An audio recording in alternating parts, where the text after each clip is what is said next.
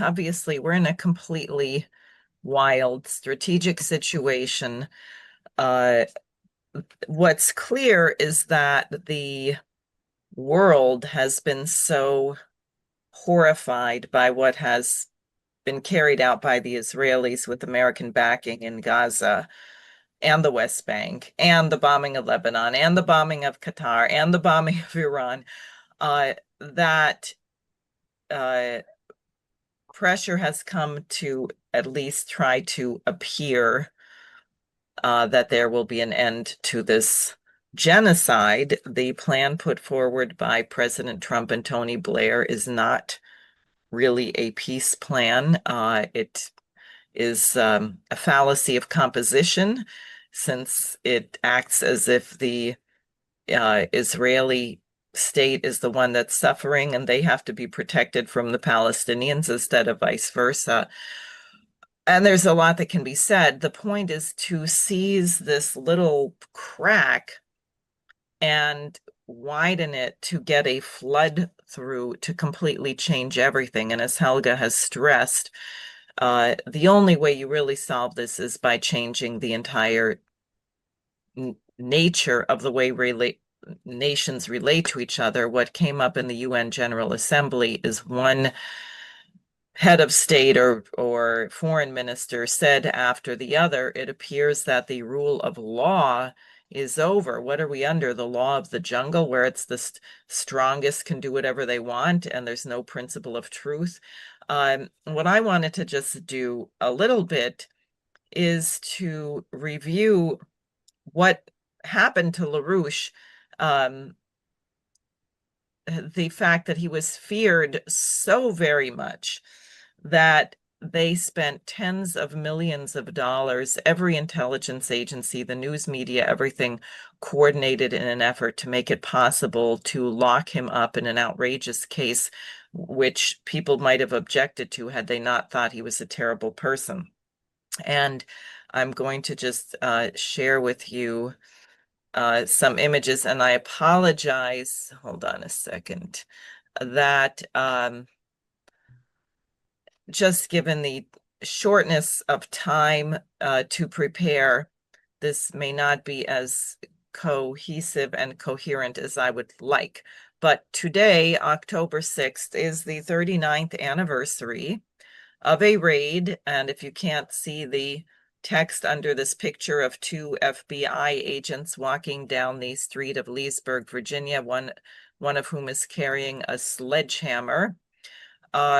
On this day, October 6, 1986, 400 FBI agents, federal marshals, that I think that might be Deputy Donnie Moore from the Loudoun County Sheriff's Department, got together, raiding LaRouche's offices and headquarters and surrounding his home.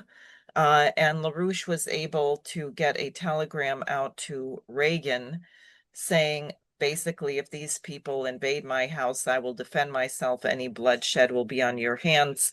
Reagan had not been informed of this. He was on his way to Reykjavik, actually, where Gorbachev was going to try and pressure him to give up on the Strategic Defense Initiative. But he did order them to stand down. As best we can tell, William Weld, the Bushes, and others were involved in this. And we know from FOIA requests that Deputy Donnie Moore said that he intended to, quote unquote, pump LaRouche full of bullets on this, but happily it did not occur. Now, other news, as you may have heard, and you'll see why these things are related, Kash Patel has, as it says here, publicly severed the FBI's decades-long partnership with the Anti-Defamation League, accusing the Jewish advocacy group of political bias and unauthorized surveillance of Americans. I don't even know why you would call it Jewish. It is simply an organized crime operation that pretends that it has something to do with Judaism to not be attacked, basically. Now, let me see what I did next. Oh, just to give you a sense. So here in 1984, we filed a lawsuit against the Anti-Defamation League and NBC Television Lyndon LaRouche, head of a political cult group. And if you can see, oh shoot, can I go backwards? I have this annoying bar here. Can you see the headline? Yeah, Jewish Telegraphic Agency is the agency that put out this news service. So Lyndon LaRouche, head of a political cult group and an independent candidate for president of the United States, lost the libel suit he brought against the Anti-Defamation League of Brith and NBC TV. A 6-person jury in the federal court of the Eastern District of Virginia, which of course, this is where the FBI, CIA, every alphabet soup person is on the jury, said that last Thursday, the ADL had not defamed LaRouche when it described him as an, quote, anti-Semite, unquote, and a, quote, small-time Hitler, unquote. That's what the ADL said about LaRouche. And this was, I think, used by NBC television. The statements were made by Irwin Sewell, director of ADL's fact-finding department, on an NBC TV program, First Camera, aired on March 4th, 1984. During the trial, the judge dismissed LaRouche's charge that the ADL and NBC had engaged in a conspiracy to defame him. No, they just coincidentally happened to do it. We'll come back to this. Here is some of it. So that was 84. This is from, hold on a second. Let me just go. Yeah. All right. So this is a document that we finally got our hands on in 1992, which is a letter to the director of the FBI from the New York office about Lyndon Hermile LaRouche Jr., also known as Lynn Marcus. And they write, in viewing the New York case file, it is noted that information has been received that the CPUSA, Communist Party USA, is conducting an extensive background investigation on the subject for the purpose of ultimately eliminating him and the threat of the NCLC, National Caucus of Labor Committees, on Communist Party operations. Several sources have furnished this information to the New York office, and this information has appeared in the Daily World newspaper several times. NCLC sources, so they admit they have people inside LaRouche's association, have advised that the subject is the controlling force behind the NCLC and all of its activities, etc. Okay, so the Communist Party is working with the FBI to eliminate LaRouche. Oh, look at that. I turned blue. Isn't that interesting? Okay, well, you don't need to. Well, Diane, if you could go back, just the paragraph just under what you were reading there. The New York proposes submitting a blind memorandum. Yeah. A blind memorandum to the Daily World Communist Party newspaper in New York City, which has been mailed from outside this area to help facilitate Communist Party investigations on the subject. It is felt that this would be appropriate under the Bureau's counterintelligence program. The blind memorandum is attached, which I don't know if we have that or not. Do you want to say anything about that? Well, just this is the mousecrap leaflet. The FBI was involved, and the ADL got into this a little bit later. But the FBI was circulating material deliberately to inflame left groups and others to take physical action to eliminate LaRouche. So what Lynn says in this wonderful paper called He's a Bad Guy, but We Can't Say Why, is that the evidence against the mass media includes the role of the New York Times in January and February of 1974. In other words, he's saying that this is coordinated with the FBI Communist Party attack on LaRouche, which began in August of 73. Was that August? I forget what the date was on that. So by January, February of 74, the New York Times produces a massive fraudulent campaign of public defamation of me, LaRouche, in the Times' effort to provide a diversionary cover-up for that FBI elimination operation. during the entirety of the nearly 3 decades, he's a bad guy, but we can't say why paper was written in the year 2000. So he's talking from 1970 to the year 2000. Since that lying concoction by the Times, virtually the entirety of the US major news media has become a wittingly complicit part of that same continuing dirty political operation centered in the US Department of Justice. And this is this is a quote from the Washington Post, which does a similar smear. September 24th, 1976, Stephen Rosenfeld writes an op-ed in the Washington Post entitled NCLC, a Domestic Political Menace, in which he sets out a media policy for dealing with LaRouche. Quote, this is in a public article in the Washington Post. We of the press should be chary of offering them print or airtime. There is no reason to be too delicate about it. Every day we decide whose voices to relay. A duplicitous, violence-prone group with fascistic proclivities, that's LaRouche, should not be presented to the public unless there is reason to present it in those terms. So never say anything about LaRouche unless you say duplicitous, violence-prone, fascist, extremist, anti-Semitic, etc. Otherwise, don't mention the name. The government should be encouraged to take all legal steps to keep the NCLC from violating the political rights of other Americans. And I just want to say here that the whole point about this paper is LaRouche said they got it. And we used to run into this all the time. Like you'd reserve a room at a convention center, and the next thing you know, the room was canceled. And you could never get an explanation of why it was canceled. But LaRouche said the way they would operate is they would say, you have to understand why we had to do it this way. This is secret intelligence. We can't use our secret files in court, so we had to get him in other ways. Believe us, we can't tell you why, but he's a very bad guy. So this used to come down on landlords or hotel owners who would prevent us from renting or getting space or doing other things. And they would be told, look, we can't tell you why, it's classified, but he's a very bad guy. So you can't work with him. And that would make people all the more terrified. Oh my goodness, this must really be bad. They can't even tell us what it is. It's so bad. And that's why he called the paper this. Now I'm going to go back to these documents. All right, so this was the Washington Post. In March of 1978, the Anti-Defamation League began a systemic harassment and defamation campaign working through the Jewish Community Relations Council to demand that LaRouche's views be banned from public locations and publishing the lie in various press outlets that LaRouche was the most dangerous and violent right-wing extremist around. And we'll come to that in a minute.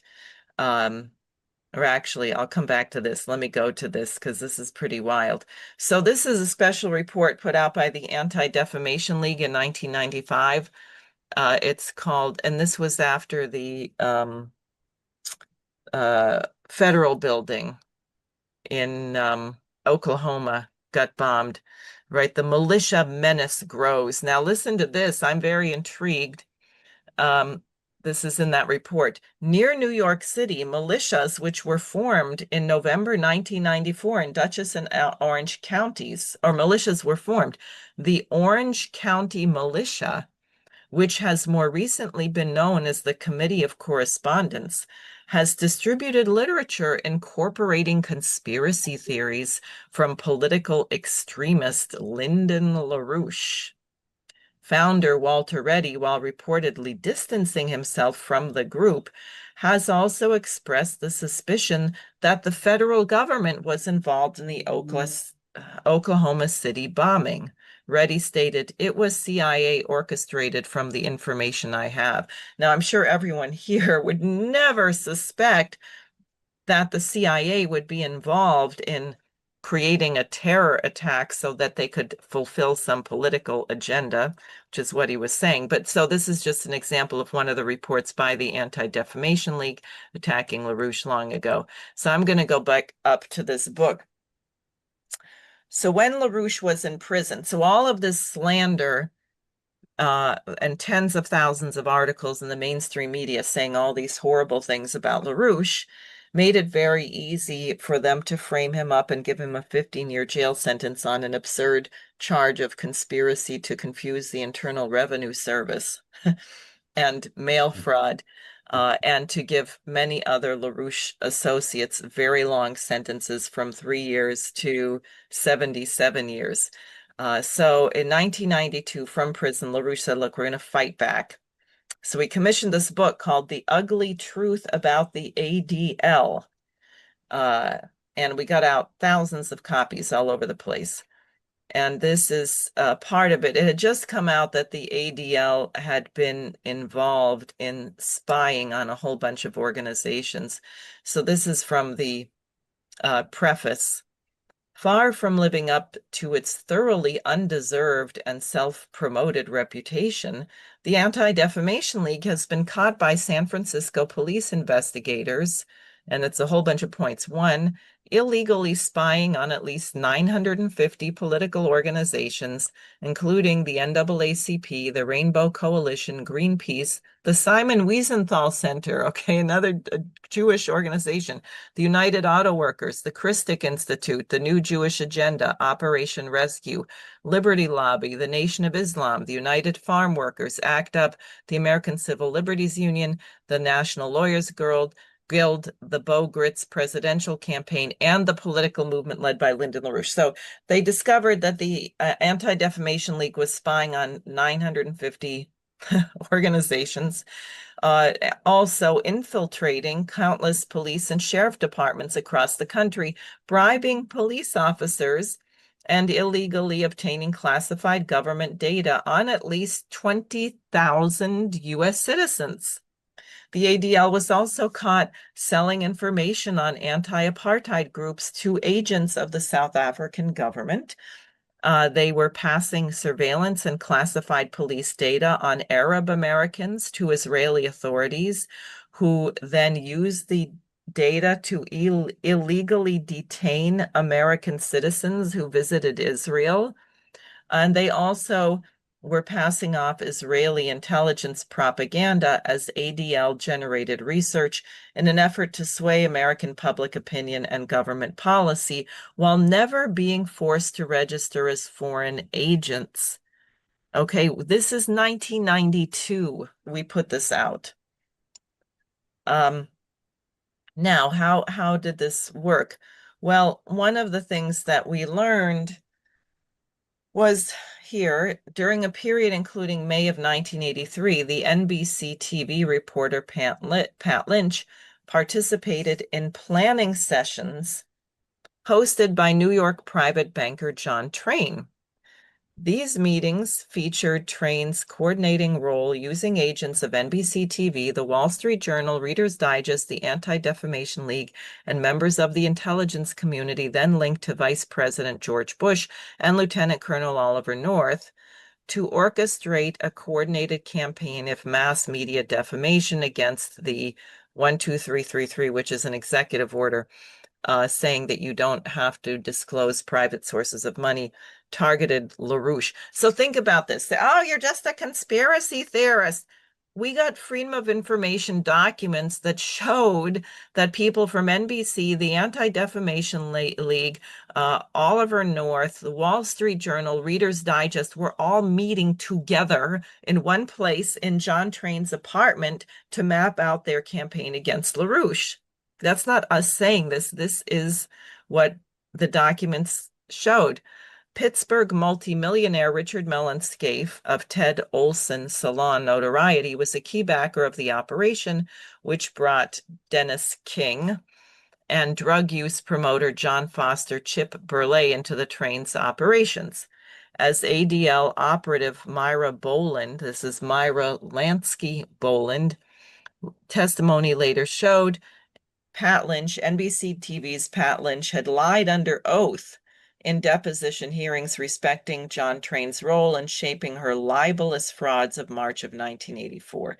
That is the case which we filed for libel and lost because of the setup. Now, this is just a document. The first trial that they did to LaRouche in Boston on alleged credit card fraud fell apart. One, because they saw that a bunch of people actually had not whatever had happened, they'd gotten their money back, sometimes multiple times over, but also that it turned out that our contention that it was a political witch hunt appeared to be true, because we discovered documents in Oliver North's safe saying our man here has the info against LaRouche, and the judge in Boston was honest enough to say, oh, well, this looks indeed like maybe it is a political witch hunt, as LaRouche is saying, and he ordered the files of George Bush searched, and I know none of you will ever guess what happened. As soon as we got permission to, and this is Bush Sr., Reagan's vice president, as soon as we got permission to search George Bush's files, the case ended in a mistrial. And they said, oh, the jury's too tired. But what happened is the jury actually told the Boston Herald that they would have voted not guilty, that had the trial continued, the jury said what was clear to them is that the entire case was caused by government misconduct and the LaRouche people were innocent of everything. So think about that, and how you've never heard of that since. That's why they had to move the case down to Alexandria, Virginia, come up with new charges in a courtroom where everyone on the jury was in the FBI, and the judge was the owner of InterArms, the largest private gun running agency in the world, which, by the way, used to be the gun running agency for the CIA. And I say used to be advisedly. Okay, so we did this. So here is LaRouche, January 27th, 1989, handcuffed. I think that's Mike Billington behind him there, on his way, taken off to start serving a 15-year jail sentence in federal prison, of which he served 5 years. Is there anything else? No, I guess that's it. So when this comes up about the Anti-Defamation League, I just have to say that there is nobody in the country that has the authority that we do on this matter. And I think some of Kash Patel's reasoning is similar. They had put Turning Point founder Charlie Kirk and the Turning Point on a list of hateful extremists. But this is really a totally criminal organization. Should not be allowed to exist, frankly. Absolutely should register as a foreign agent, but I don't know if it's only foreign agents. It's organized crime to the T. So I won't say more now, but I think that the fact that they're being gone after gives us an opportunity, a really big, wide open door to get Lynn exonerated. So I will leave it at that. We're talking about doing some things with this now that this is coming out and breaking, to get some traction also on the LaRouche case, getting his name cleared.